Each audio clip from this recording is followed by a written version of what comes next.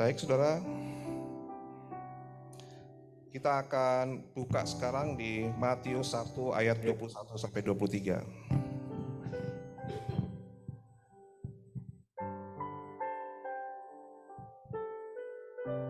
Matius 1 ayat 21, ia akan melahirkan anak laki-laki dan engkau akan menamakan dia Yesus, karena dialah yang akan menyelamatkan umatnya dari dosa mereka.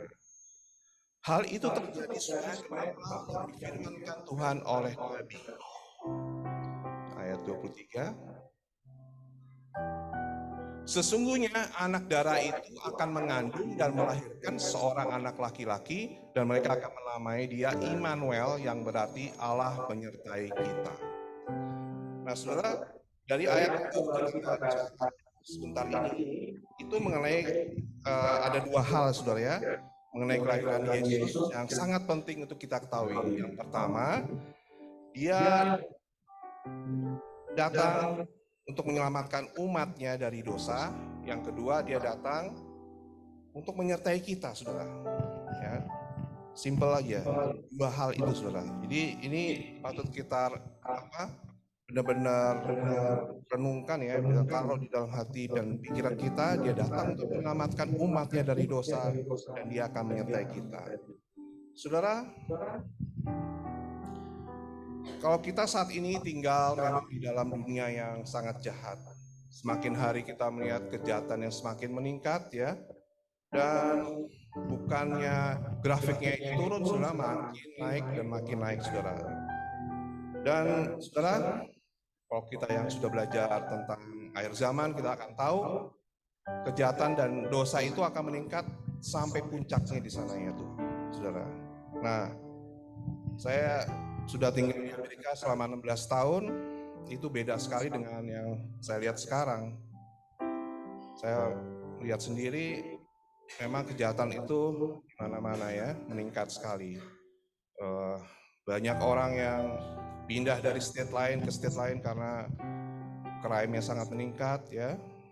Bayangin orang ngambil di mana, groceries atau di mana ngambil barang masih di bawah $1.000, dia tidak akan di-charge seperti itu, saudara. Jadi benar-benar hukum itu di sebagian state itu sangat-sangat tidak ada gitu ya.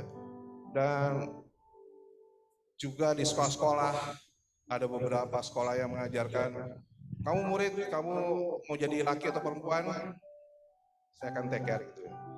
Dia akan sembunyikan dari orang tua, dan itu heboh, saudara. Dia itu di Amerika ya. Jadi banyak sekali hal-hal yang memang itu tidak sesuai dengan Alkitab ya, jauh sekali dengan apa yang the founders ya, yang memang mereka ketika mendirikan bangsa di Amerika ini, mereka berdasarkan dengan Bible, tapi sekarang udah itu jauh, saudara ya. Bahkan orang-orang Kristen itu semakin lama semakin terpojokkan, saudara. Nah, saudara, dosa itu sendiri adalah pelanggaran dari hukum Allah. Kita bisa lihat di 1 Yohanes 3 ayat 4, saudara. Setiap orang yang berbuat dosa melanggar juga hukum Allah, sebab dosa ialah pelanggaran hukum Allah. Nah, dosa sesuatu yang memang mengerikan, saudara, dan mempunyai dampak kehancuran, saudara ya. Kalau kita lihat khususnya apa yang terjadi di bangsa Israel, saudara ya, itu kita akan lihat dengan jelas bagaimana bangsa ini yang memang dipilih Tuhan ya. Kita lihat kalau ada di Ulangan 7 ya, bangsa yang paling kecil di antara segala bangsa dipilih Tuhan, kemudian disayangi, dinyatakan kemuliaan Tuhan di situ. Bangsa-bangsa lain yang lebih besar tuh enggak, saudara. Cuman bangsa Israel. Tuhan menyatakan diri.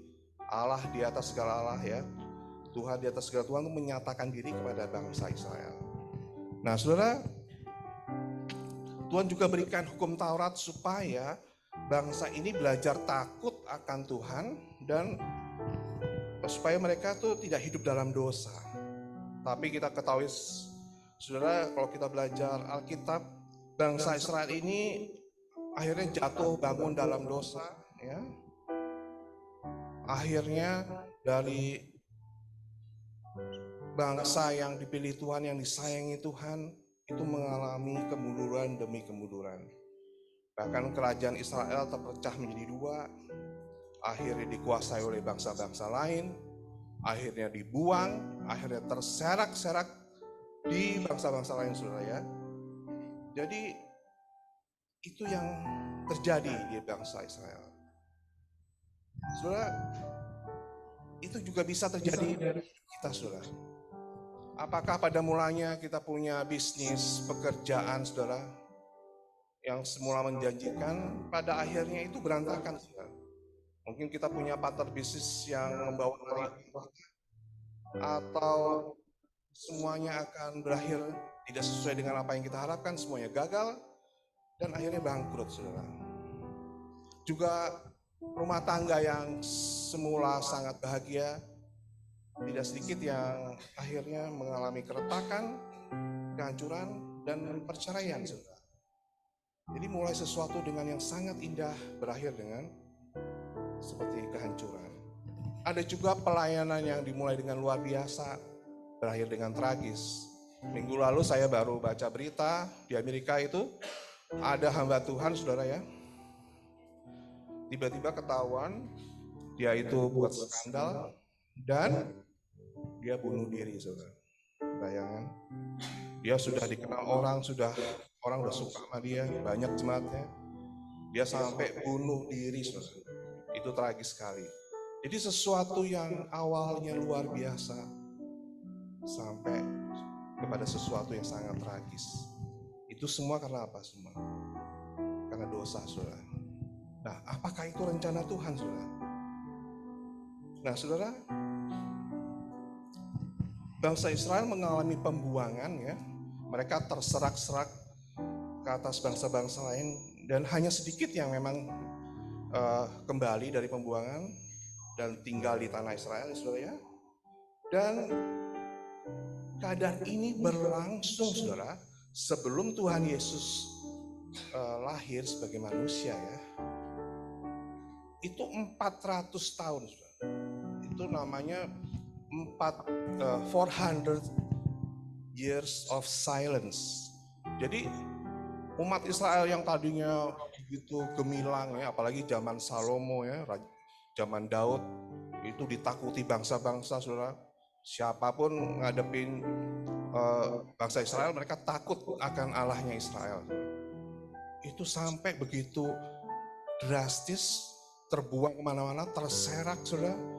Udah itu pakai 400 tahun, saudara, sampai Tuhan itu datang, saudara. Itu sesuatu yang kalau kita bayangkan ya, 400 tahun itu seberapa lama ya, saudara? Saudara, kalau kita bayangkan, saudara, kita pernah dijajah Belanda 350 tahun. Mulainya di tahun 1602 dengan company ya, VOC itu ya. Itu lama sekali, saudara ya, kira-kira ya. Bayangkan di zaman Belanda, di Ponorogo aja kalah Hasanuddin, saudara. Sampai kira-kira sekarang gitu, saudara. Itu lama sekali. Nah, ini juga gitu, bangsa Israel tuh mengalami pembuangan, mengalami Tuhan tuh kayak tidak bicara apa-apa, diam gitu ya. 400 tahun. Itu seperti, saudara ya, kalau kita mengalami ya, kita mungkin ada sesuatu yang kita gagal dalam hidup, kita mengalami pergumulan, kok belum dijawab-jawab ya. Terus masih tunggu lagi 10 tahun, 20 tahun kok belum ada apa-apa ya. Seperti itu ya. Ini bangsa Israel tuh 400 tahun, saudara ya. Apakah ada ya kita bisa akan berkata, Tuhan, apakah kau masih mendengar doaku? Tidak adakah pertolongan buat aku? Seperti itu, saudara. Jadi di suatu kondisi yang sangat sulit, sepertinya tidak ada apa-apa, seperti nggak ada harapan lagi,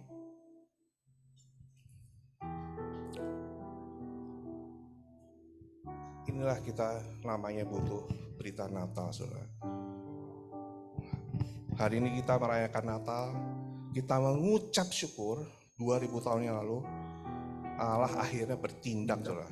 Dia datang, Allah menjelma menjadi manusia, turun ke dunia, namanya Yesus. Dia yang membebaskan, dikatakan, umat umatnya dari dosa. Dan hanya melalui Yesus kita itu dapat dibebaskan dari dosa. Dari zaman Adam yang sudah jatuh dalam dosa sampai zaman Tuhan Yesus, tidak ada seorang pun yang bisa mengalahkan dosa. Kalau dosa bisa dikalahkan, Tuhan Yesus nggak perlu turun. Nggak ada satupun yang bisa mengalahkan, makanya dia harus turun, saudara. Dan itu, saudara, artinya Tuhan tuh tidak pernah melupakan umatnya yang dulu disayangi. Setelah 400 tahun, Tuhan turun tangan, saudara. Dan kalau Tuhan turun tangan, saudara ya, itu pasti beres. Kalau Tuhan turun tangan, pasti ada jalan keluar. Nggak bisa enggak. Udah ini Tuhan udah turun. Artinya dia bilang, dialah yang akan membebaskan umatnya dari dosa. Pasti itu terjadi, saudara. Selama beribu-ribu tahun tidak ada yang bisa. Akhirnya Tuhan Yesus datang. Itulah Natal, saudara ya. Kalau kita lihat di Yesaya 9 ayat 1.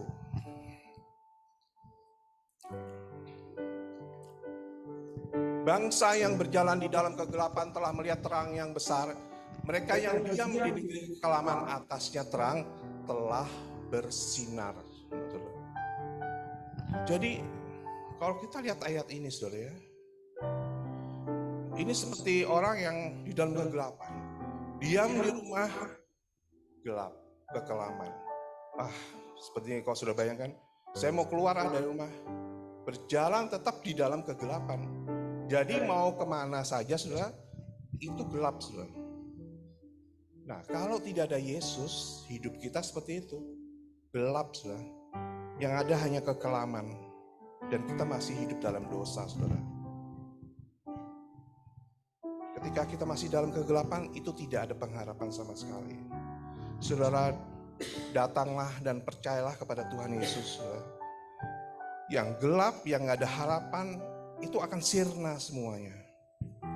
Ya, kita bisa lihat di Ibrani 1 ayat 3. Ialah cahaya kemuliaan Allah dan gambar wujud Allah, dan menopang segala yang ada dengan firman yang penuh kekuasaan.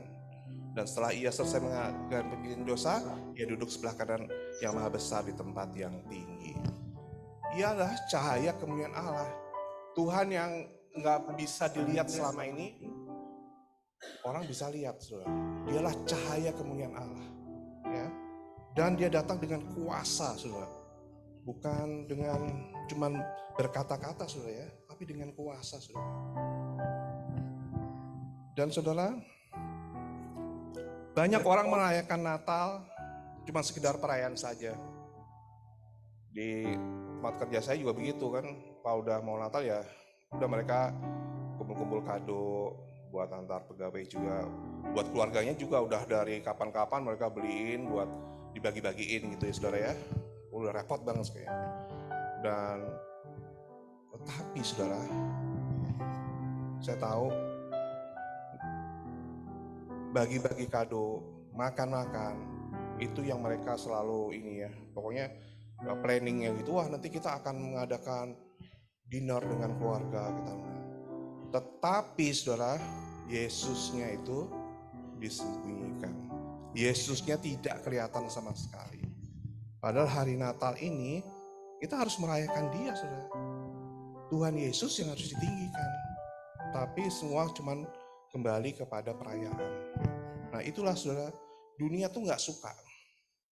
Dunia selalu ingin menutupi tentang keberadaan Tuhan Yesus. Ya. Dan saudara, itulah yang bagian pertama, Tuhan Yesus lahir sebagai manusia. Dia lahir di Bethlehem. Itu dia datang memang untuk menyelamatkan umatnya dari dosa. Dan yang kedua, itu kalau kita lihat di Matius 1 ayat 23. Sesungguhnya anak darah itu akan mengandung dan melahirkan seorang anak laki-laki, dan mereka akan menamakan dia Immanuel, yang berarti Allah menyertai kita. Nah saudara, tadi kita belajar bahwa Yesus menyelamatkan umatnya dari dosa. Sekarang nextnya apa ini saudara? Setelah dia selamatkan umatnya dari dosa, Apa selanjutnya, saudara? Ini yang dia lakukan. Dia menyertai kita, saudara.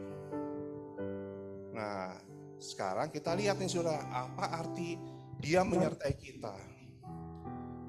Saudara, kita akan lihat di Ulangan 2 ayat 7. Sebab Tuhan Allahmu memberkati engkau dalam segala pekerjaan tanganmu. Ia memperhatikan perjalananmu melalui padang gurun yang besar ini. Ke-40 tahun ini Tuhan Allahmu menyertai engkau dan engkau tidak kekurangan apapun. Nah ini saudara, inilah janji Tuhan kepada Musa. Ya, dia itu yang menyertai. Saudara, ya. Di dalam penyertaan Tuhan, Allah itu memberkati Musa dan tidak akan kekurangan. Dia memperhatikan perjalanan Musa seperti itu. Itu ketika Tuhan menyertai, saudara. Selalu ketika Tuhan menyertai itu ada berkat. Tidak akan kekurangan apapun. Diperhatikan ketika kita jalan. Nah, berita Natal itu bilang Allah menyertai kita. Ya ini seperti itu, saudara. Jadi jangan ragu-ragu, Tuhan tuh memberkati kita. Dia itu akan membuat Anda itu tidak akan kekurangan. Dia akan perhatikan jalan-jalan saudara kita. Itu luar biasa, saudara.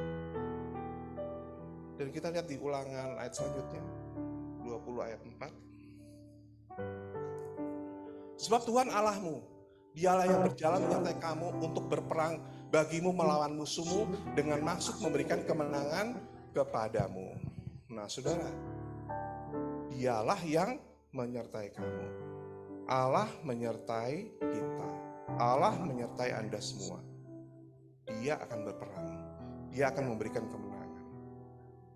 Jadi saudara, itu maksudnya kalau Allah beserta dengan kita itu bukan dengan kekuatan kita, tapi Tuhan tuh memang beserta.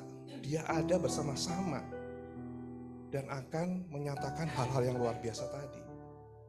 Nah, satu lagi kita lihat di Yosua 1 ayat 5. Seorang pun tidak akan dapat bertahan menghadapi engkau seumur hidupmu. Seperti aku menyertai Musa, demikianlah aku akan menyertai engkau. Aku tidak akan membiarkan engkau dan tidak akan meninggalkan engkau.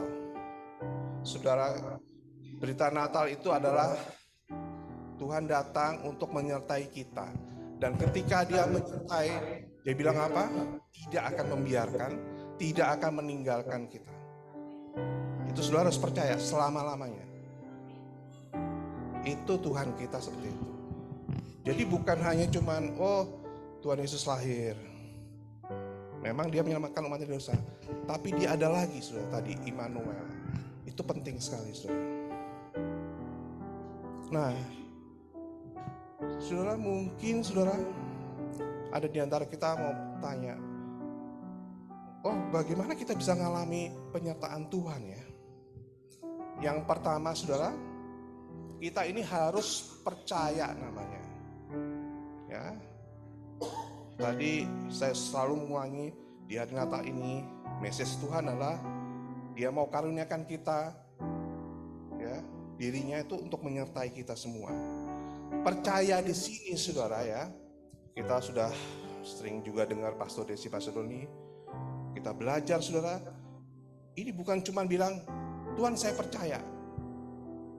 Bukan saudara. Tetapi percaya di sini artinya harus ada persekutuan dengan Allah. Kita sediakan waktu dengan Dia. Kita kejar Dia. Kita harus punya quality time sama Dia. Jadi bukan wah Tuhan percaya. Lihat ayat saya percaya, bukan. Tapi kita harus benar-benar punya hubungan dengan Tuhan. Juga kita harus punya, memang cari firman Tuhan, merenungkannya saudara. Iman itu timbul dari pendengaran oleh firman Allah. Jadi gak mungkin saudara, kita bisa percaya, bisa punya iman kalau gak pernah baca firman saudara. Dan juga harus mengandalkan Roh Kudus. Nah itu saudara ya, ketika kita hidup di dalam persekutuan dengan Tuhan, percaya itu mudah. Hal-hal yang sepertinya itu di luar dari batas-batas kita saudara ya. Kita bisa menyatakan dengan iman dengan mudah, saudara. Tapi tadi saudara, harus ada persekutuan dengan Tuhan, saudara. Ya, itu yang pertama. Yang kedua, nah ini yang banyak menjadi kendala, saudara. Tidak boleh mengandalkan diri sendiri. Kita lihat di Yeremia 17 ayat 5. Beginilah firman Tuhan, terkutuklah orang yang mengandalkan manusia, yang mengandalkan kekuatannya sendiri, dan yang hatinya menjauh daripada Tuhan, saudara. Jadi kalau orang yang mengandalkan diri sendiri, itu sebenarnya hatinya jauh, saudara, dari Tuhan. Tuhan itu nggak jadi prioritas dalam hidupnya, saudara. Ya, orang yang mengandalkan kekuatan itu pada dasarnya dia akan terbatas gitu hasilnya, saudara. Ya kekuatan sendiri, chance untuk berhasil itu sangat minim. Gagalnya pasti besar, saudara. Nah, Tuhan itu punya rencana atas hidup kita, ya. Dia punya masa depan, dia mau kasih sama kita. Itu sempurna sebenarnya. Dia tahu jalan A sampai Z. Kalau kita jalannya nggak tahu, saudara. Kalau dengan kekuatan sendiri, ya. Nah, orang yang mengandalkan diri sendiri itu hakikatnya seperti dia berjalan, tetapi dia itu nggak tahu mau kemana, saudara. Dan kalaupun berhasil, saudara, orang yang mengandalkan kekuatan sendiri itu tidak akan membawa kemuliaan Allah, saudara. Karena dia hanya hidup untuk dirinya sendiri. Nah itu, saudara, jadi kita tidak boleh lagi mengandalkan kekuatan sendiri. Dengan kita membangun persekutuan dengan Tuhan, sebenarnya pengandalan diri itu akan makin menurun, seperti itu, saudara, ya. Akan menipis. Nah, saudara, di hari Natal ini, saudara, biarlah kita itu membiarkan diri kita digandeng Tuhan, dituntun dan dibawa kepada kemuliaannya yang ajaib, saudara, ya, kepada rencana yang ajaib. Allah menyertai kita itu sudah lebih dari cukup, saudara. Sangat cukup. Nah, saudara, saya hari ini nggak akan berpanjang-panjang membawakan firman, saudara.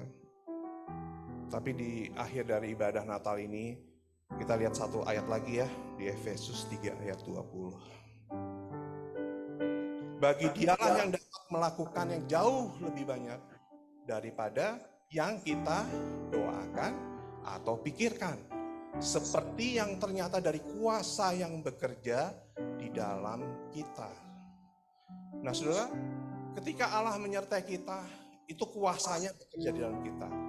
Ketika kita doa, kita berpikir, itu Allah melakukan jauh lebih banyak.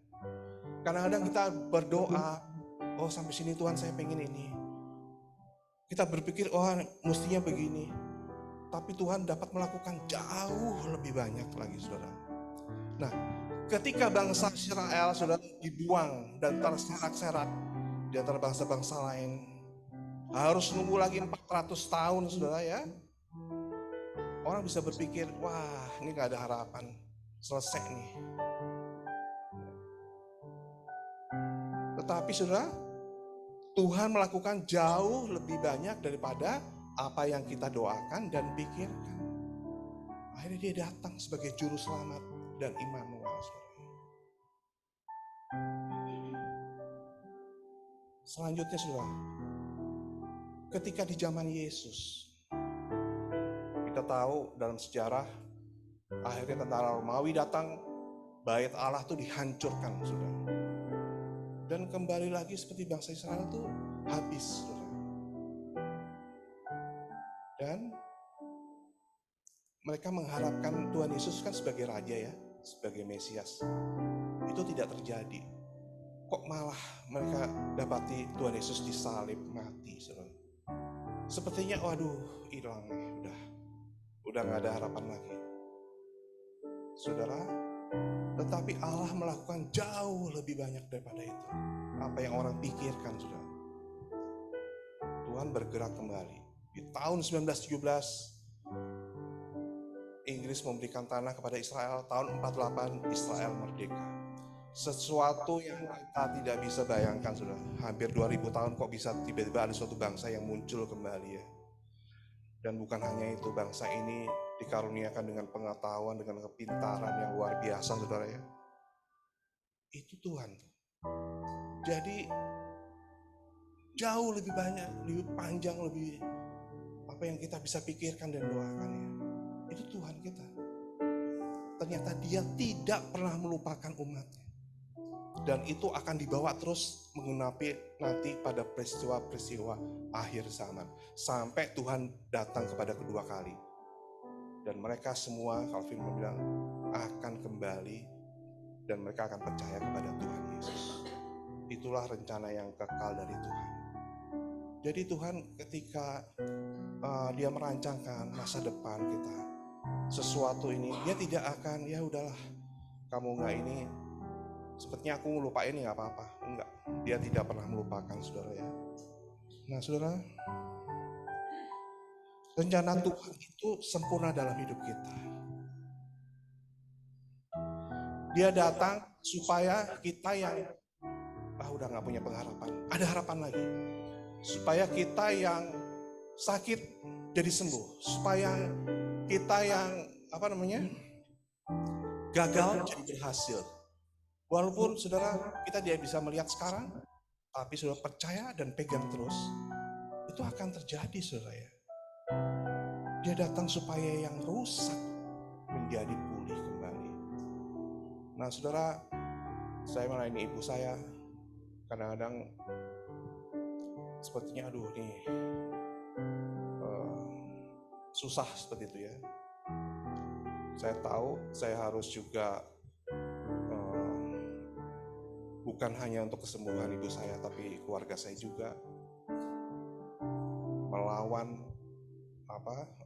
kan kalau orang Jawa itu banyak ini ya, banyak isi gitu ya saudara ya. Dan itu sesuatu yang harus diperangi juga. Tapi ketika saya dapat firman ini, saya bisa berdoa kepada ibu saya bisa berpikir tentang ibu saya, tentang keluarga saya. Tapi saya tahu Allah akan melakukan jauh lebih daripada itu. Dan yang saya tahu, saya pasti diberi kemenangan. Pasti, karena Allah menyertai kita. Dialah Immanuel. Dia menyertai kita semua, saudara. Jangan ragu-ragu, saudara. Jadi, saudara, Dialah Yesus yang menyelamatkan umatnya dari dosa.